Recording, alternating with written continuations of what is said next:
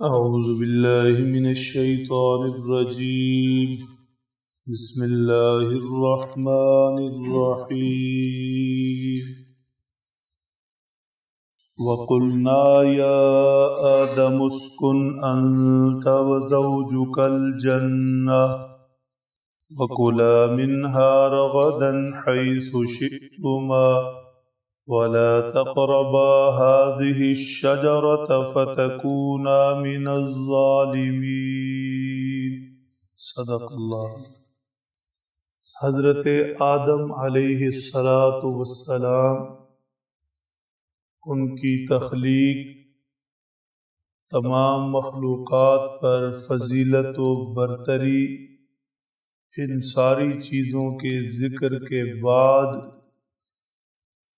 فرمایا حضرت آدم اور ان کی پسلی سے پیدا ہونے والی حضرت حوا دونوں سے ارشاد ہوا اسکن انت وزوجک الجنہ، آپ اور آپ کی بیوی دونوں جنت میں رہائش اختیار کریں. وَكُلَا مِنْهَا رَغَدًا حَيْثُ شِئْتُمَا، اور جنت میں سے جو چاہے کھائیں پئیں، کبھی ختم نہ ہو، اطمینان سکون بغیر مشقت کے کھائیں اور پئیں. وَلَا تَقْرَبَا هَذِهِ الشَّجَرَةَ، لیکن یہ ایک خاص درخت، بعض لکھتے ہیں انجیر کا تھا یا گندم کا دانہ تھا یا انگور کا، مطلب کوئی بھی ہو، کسی ایک خاص درخت کی طرف اشارہ کر کے فرمایا کہ یہ آپ نے نہیں کھانا. مطلب یہ ہے کہ آزمائش میں ڈال دیا گیا. یہ آزمائش حضرت آدم علیہ السلام کے ساتھ جو انسانوں کے باپ ہیں چلی اور پھر چلتی آ رہی ہے. انسان کوئی بھی ہے، اللہ جل شانہ نے اس کے ساتھ آزمائش رکھی ہے، قدم قدم پر آزمائش، ہر صبح و ہر شام آزمائش. میں اور آپ بھی دیکھ لیں ہماری زندگی کے جو وقت ہم جاگ رہے ہیں، سویا ہوا وقت نکال دیں تو باقی سارا آزمائش ہے. دن کا آغاز ہی آزمائش سے ہے کہ نیند آ رہی ہے، تھکاوٹ ہے، سردی ہے، گرمی ہے، دونوں صورتوں میں بستر چھوڑنا مشکل ہے. ادھر سے اذان بھی ہو رہی ہے. اب اس آزمائش میں کون پورا اترے گا؟ جو نیند، تھکاوٹ، سردی، گرمی ہر چیز کو چھوڑ کر وہ سجدہ کی طرف، نماز کی طرف آ جائے گا. پھر دن کا کام کاج شروع ہوتا ہے تو مسلسل آزمائش. سچ بولے تو 10 روپے جیب سے جاتے ہیں، جھوٹ بولے تو جیب میں واپس آتے ہیں. اب یہ آزمائش ہے. دن سارا اپنی آنکھیں کیسے استعمال کرنی ہے، کیسے نہیں کرنی، کان، زبان، ہاتھ، پاؤں، دوسرے اعضاء، پھر نمازوں کے اوقات، رات گئے تک قدم قدم پر ابن آدم آزمائش سے گزرتا ہے. کہاں یہ اپنی مانتا ہے اور کہاں اللہ کی مانتا ہے، کہاں یہ آزمائش میں پورا اترتا ہے اور کہاں یہ آزمائش میں ناکام ہوتا ہے.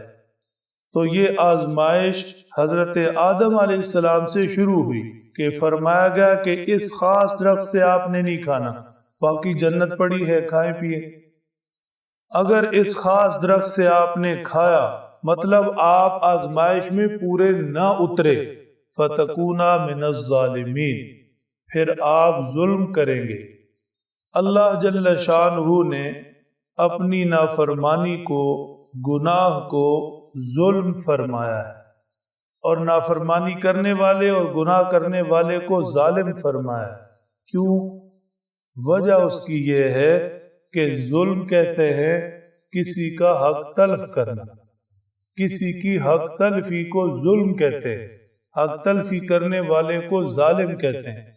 فرمایا جو اللہ کی نہیں مانتا، گناہ کا رستہ اختیار کرتا ہے، نافرمانی کرتا ہے، یہ تین طرح کے حق تلف کرتا ہے۔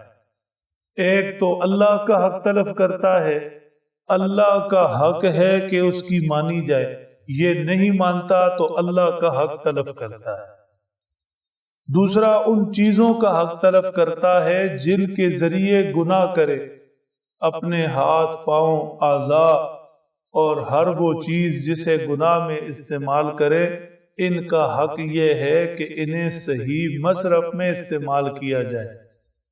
اگر ہاتھ، پاؤں، اعضاء، وقت اور ہر چیز جسے صحیح مصرف میں استعمال نہیں کرتا گناہ کے کام میں استعمال کرتا ہے تو یہ گویا ان چیزوں کا بھی حق تلف کرتا ہے۔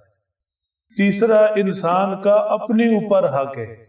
اپنے اوپر حق یہ ہے کہ جس طرح انسان خود کو سردی گرمی سے بچاتا ہے، دنیا میں ہر تکلیف سے بچاتا ہے، اس طرح انسان اپنے آپ کو قبر کے عذاب سے، آخرت کے عذاب سے، جہنم سے بھی بچائے۔